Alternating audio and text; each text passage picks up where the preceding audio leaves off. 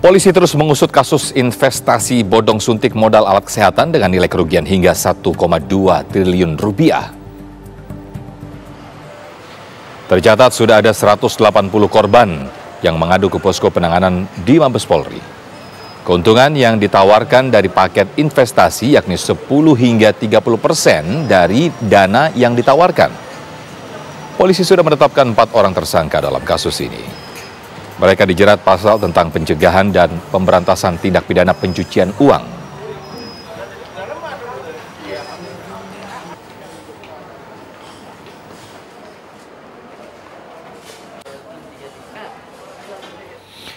Ya, dan polisi kembali mengungkap kasus investasi bodong dengan modus suntik modal alat kesehatan. Terbaru, sudah ada 283 orang yang menjadi korban dalam investasi bodong Alkes ini dengan total kerugian mencapai 500 miliar rupiah. Para korban tertarik dengan keuntungan besar yang dijanjikan oleh para pelaku dan diminta untuk mengajak teman jika ingin mendapatkan untung lebih besar. Untuk meyakinkan korban, pelaku menyampaikan bahwa pelaku menang tender dan memiliki SPK dari kementerian dan pemerintah. Saat ini polisi juga telah menerima 2 laporan lain terkait investasi bodong Alkes. Polisi mengimbau masyarakat agar tidak tergiur investasi yang tidak berizin.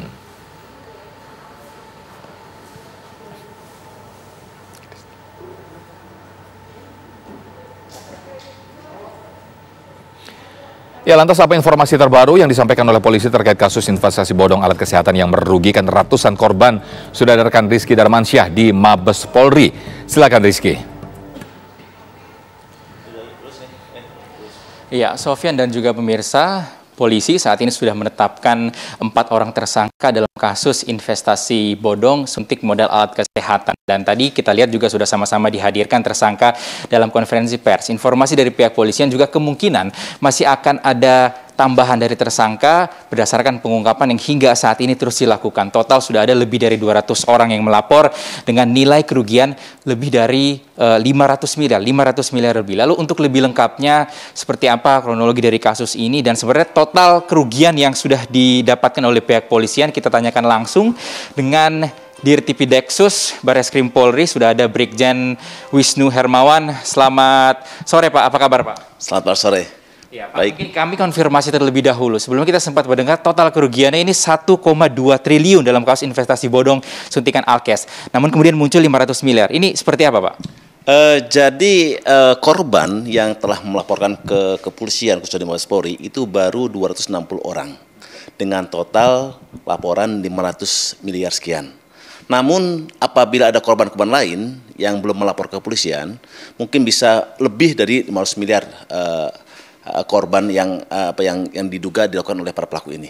Jadi masih mungkin di atas 500 miliar. Oke, baik Pak Wisnu, mungkin juga boleh dijelaskan modus yang dilakukan oleh para pelaku ini sehingga dapat menarik ratusan korban, begitu banyak korban.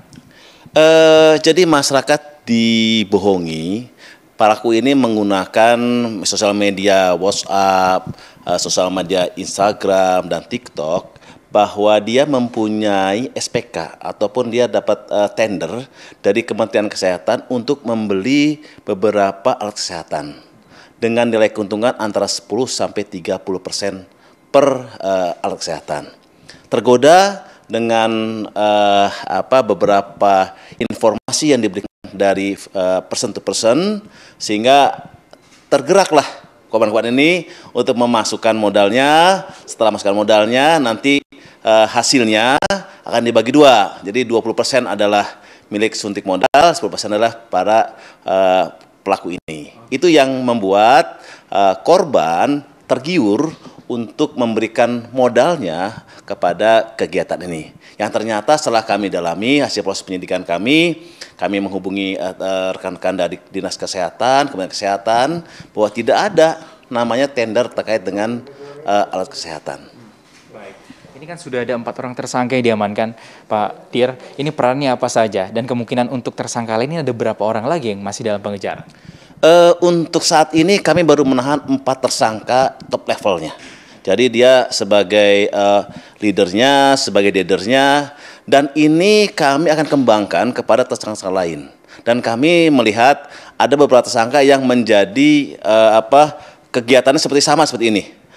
Hari ini kami menerima 2 laporan lagi terkait dengan suntik modal ini, tetapi tempus, waktu, dan lokusnya berbeda.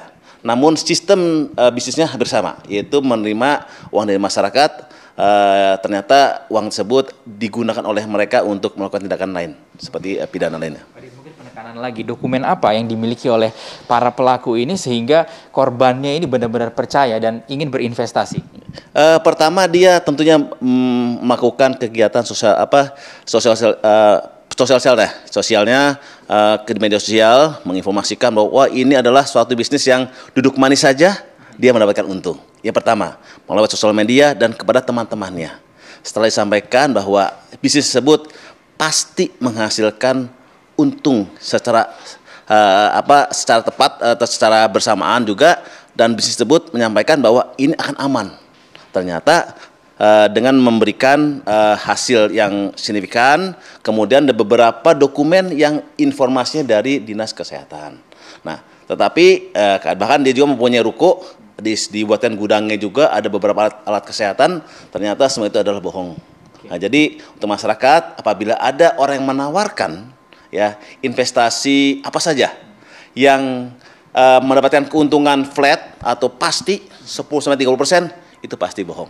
Gitu. Pak Wisnu, apakah juga para pelaku ini mengatakan kepada korban bahwa mereka dekat dengan petinggi-petinggi ataupun pejabat sehingga para pelaku ini juga percaya sekali dengan mereka?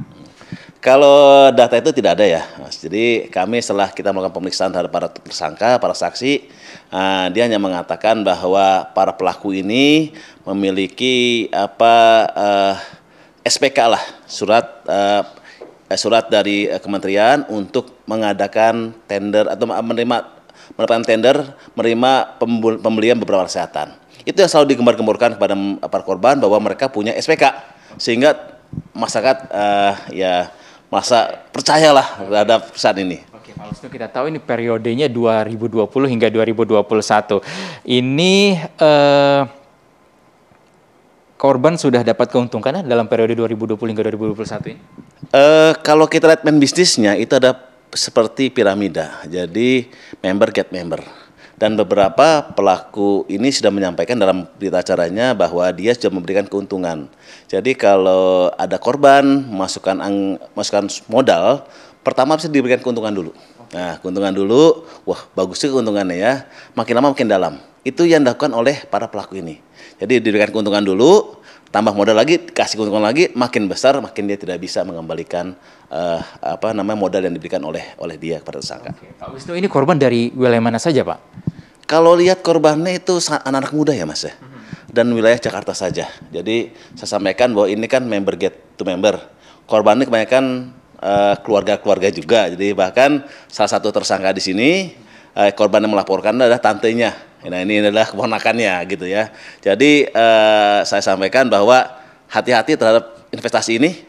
Tidak ada investasi yang flat, dan apabila dia sampai mencapai 10-30% itu lebih hati-hati, karena kami duga bahwa itu pasti bohong. Oke, barang bukti yang diamankan apa saja, Pak Wisnu, dan totalnya berapa? Karena kita lihat tadi dalam konferensi pers banyak sekali ya, ada barang bukti yang diamankan di depan dan juga ada juga kendaraan-kendaraan. Ya. Jadi barang bukti yang kami dapat sita sementara ya, karena kami masih melakukan tracing aset terhadap para pelaku tersebut, baik kendaraan bermobil, mobil yang kami lihat tadi, kami sampaikan tadi bahwa ada beberapa mobil mewah, rumah, ada ruko, ada jam, ada beberapa rekening, yang totalnya sudah cukup banyak ya. Kami akan terus mencari aset-asetnya para pelaku supaya para korban nantinya pada saat nanti sidang dan diputuskan oleh bersalah, hasil itu dapat dikembalikan kepada para korban.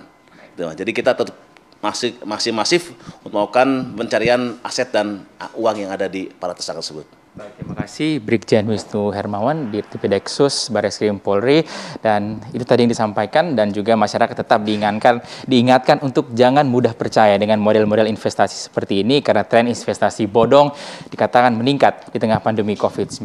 Untuk sementara itu yang dapat kami kabarkan, kita kembali kepada Sofyan di studio. Baik, Rizky Darmansyah langsung melaporkan dari Mabes Polri Jakarta.